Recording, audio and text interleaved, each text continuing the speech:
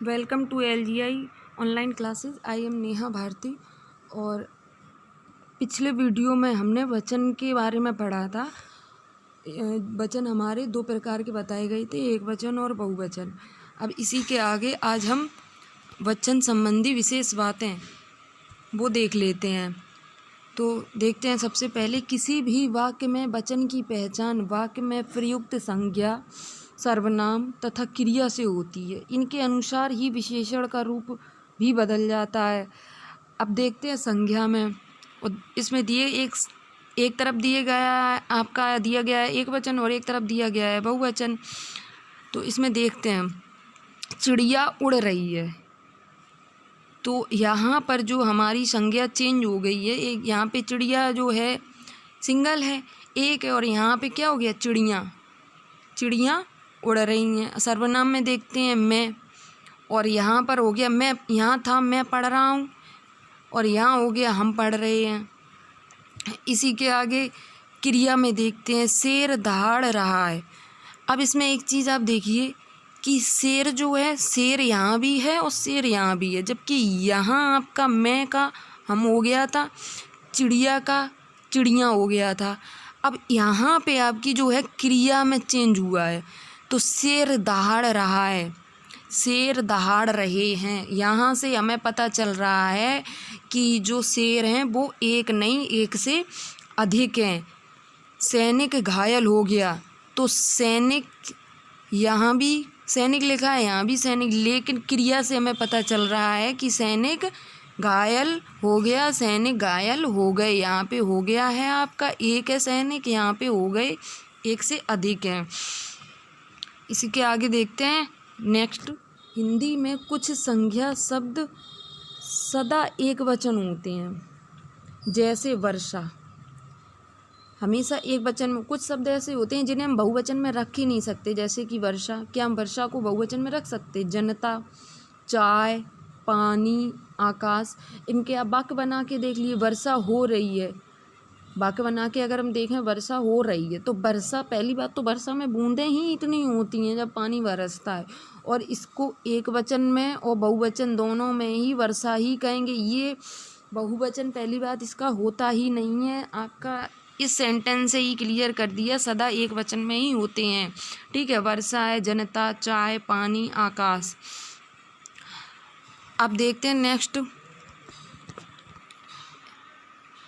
कुछ संज्ञा शब्द सदा बहुवचन होते हैं। अब यहाँ पे एक वचन की बात थी, यहाँ बहुवचन की। कुछ संज्ञा शब्द ऐसे होते हैं जो सिर्फ बहुवचन में होते हैं, जैसे कि आंसू, प्राण, हस्ताक्षर, दर्शन आदि। आंसू बह रहे हैं, ठीक है, प्राण निकल गए, या किसी के प्राण वापस आ गए, तो प्राण वापस आ गया नहीं कह सकते। ठीक है, ये जो कहने को तो हम कह लें, कुछ भी कह लें, लेकिन जो चीज़ हमारी सही है वो तो वैसी ही रहेगी। इसीलिए प्राण, हस्ताक्षर, दर्शन, ये कुछ शब्द ऐसे हैं, और भी होंगे जहाँ पर आप हमेशा वाक्य को बहुवचन की तरह प्रयोग करेंगे। इसमें देखिए, मैंने हस्ताक्षर किए, उदाहरण में भी इसमें दिया गया है, मैंने हस्ताक्षर कर दिए।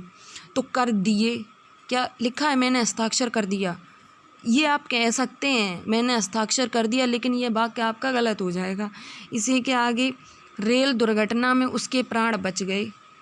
प्राण का उदाहरण दिया गया है, रेल दुर्घटना में उसके प्राण बच गए।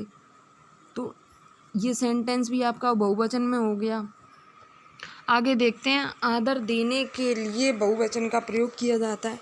अब हम किसी का आदर सम्मान करते हैं तब भी हम बहुवचन का ही प्रयोग करते हैं आदर देने के लिए। जैसे दादाजी सैर करने गए, दादाजी सैर करने गए हैं, ठीक है, तो ये भी हमारा बहुवचन में प्रयोग हो गया। क्या हमने ये बोला दादाजी सैर करने गया है? कितना गंदा वाक्य लगेगा। बड़ों को सम्मान देना अच्छी बात होती है, तो हम यहाँ यही कहेंगे। आगे में देखते हैं सेंटेंस में, डॉक्टर राजेंद्र भारत के प्रथम राष्ट्रपति थे। अब यहाँ थे बहुवचन नहीं है वाक्य, लेकिन बहुवचन सम्मान देने के लिए हमने बहुवचन में प्रयोग किया है।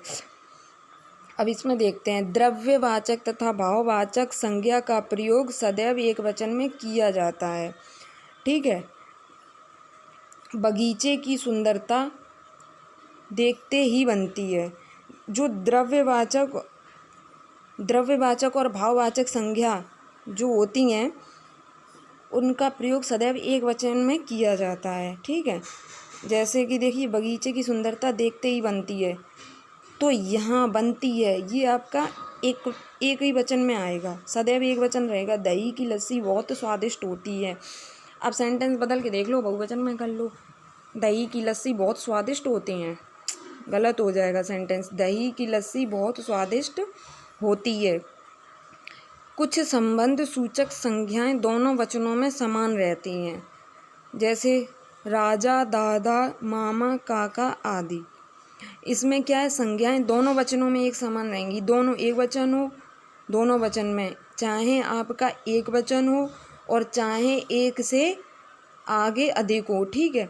ये आपकी दोनों वचन में एक समान रहेंगी। राजा, ठीक है, राजा, दादा, मामा, काका आदि दोनों वचन में ये संज्ञाएं समान रहेंगी। और हमारा 6 चैप्टर जो 7 चैप्टर है वो यहाँ पे समाप्त होता है। Thank you.